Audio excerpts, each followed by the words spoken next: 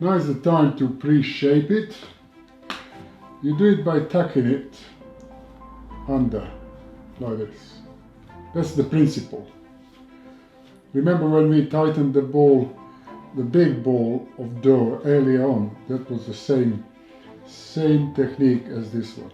Another way of shaping your dough is by tucking it under, pulling it out and tucking it under like this in your hand.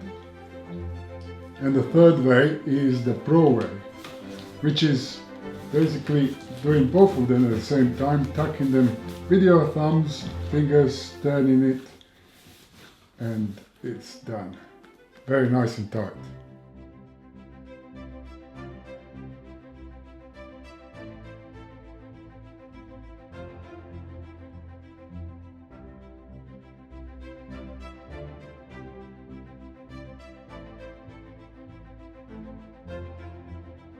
Once again, using both hands, you are tucking it as you are turning it.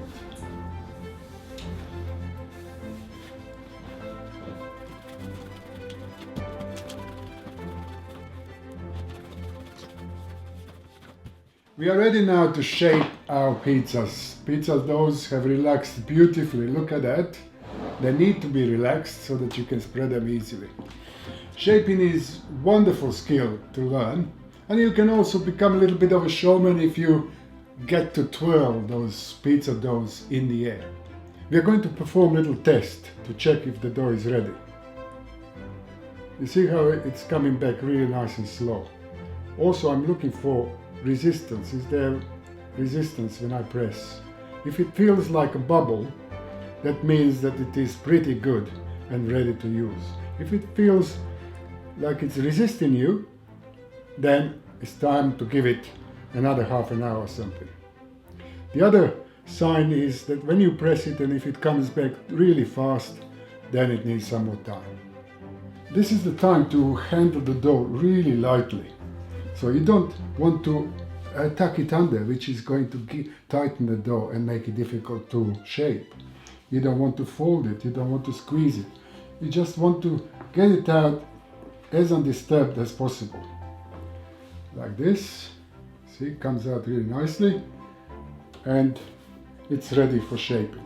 I'm going to put a little bit of flour under the dough, not too much. And then you begin by pressing the dough outwards with your fingers, making a nice circle. The goal here is to get an even pressure all around. You don't want to weaken the dough at any point. As you can see, I'm leaving here what I call a crown. This is something that you shouldn't press throughout the shaping of the pizza. So you go like this, outwardly, and create a lovely little circle with a crown already established. What you do is press it from the base upwards, stretching it as you go along. Try to stretch it into a circle shape and try to make it even all around. You don't want any weak spots anywhere, create any weak spots. At the same time, I'm creating what I call a crown, which is this ridge, which will stop the sauce from getting out. You don't want to squash the crown, because if you do, it will stop the pizza from rising properly in the oven. So you just leave it throughout the shaping, you don't touch it. If you have the bubbles like this, you can just burst them quickly. That's it. And it's done. Now, the second stage of the pizza shaping is where you sort of tap it on the side there, pull it and throw it. Pull it and throw it. Put your right hand or left hand on one side, pull it with the other hand and roll your hand over and throw the dough back, pull it, roll it, turn it and throw it back. So what I'm doing, I'm stretching the dough, at the same time I'm twisting it around. You can see, as I'm doing it, the dough stretches nicely further, as you can see. stretch it over your hand and flick it. Even it out a little bit, stretch it over your hand and flick it.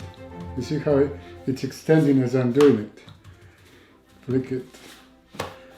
1 or 2 of those turns and the dough is ready. Look how much more is extended. That's about 15 seconds and the pizza dough is ready. A little bit of semolina there. Flick from hand to hand. On the back of the hands and in goes onto the peel. Beautiful. You don't want to make pizza as fully stretched at this stage. You fully stretch it after you put the toppings on the peel. I'm going to prepare the peel now with a little bit of semolina. You can also use a mix of semolina and 00 flour. Now our dough is ready. You put it at the back of your palms and you can easily deliver it to your peel. Look at that, beautiful. Ready for topping. There is another way of stretching it, is by throwing it about a little bit. You can practice throwing by throwing it at very, very small heights, like an inch or so. And you can also do it higher and higher and higher. Okay, I'll show you how thin the dough has become. Look at that. Once more, I want to show you all kinds of ways of shaping your dough. First thing, stretch over your hand and flick. Stretch over your hand, flick. Stretch over your hand, flick. About 3 or 4 of those and the pizza is almost ready. You can also flick it from one hand to another like this. You can also put it in the back of your palm, lift, throw it up in the air, and this really stretches it, as you can see. It's becoming thinner and thinner and thinner. Look at that. Beautiful. And this is really fantastically strong dough, you see.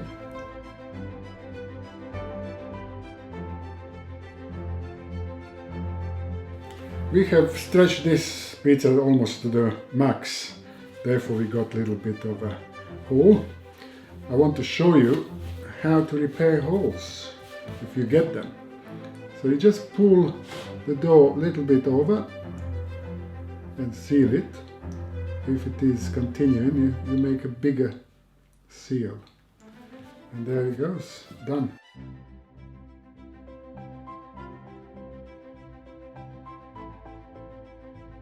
Now sometimes your dough might overproof, which means that it's gonna weaken.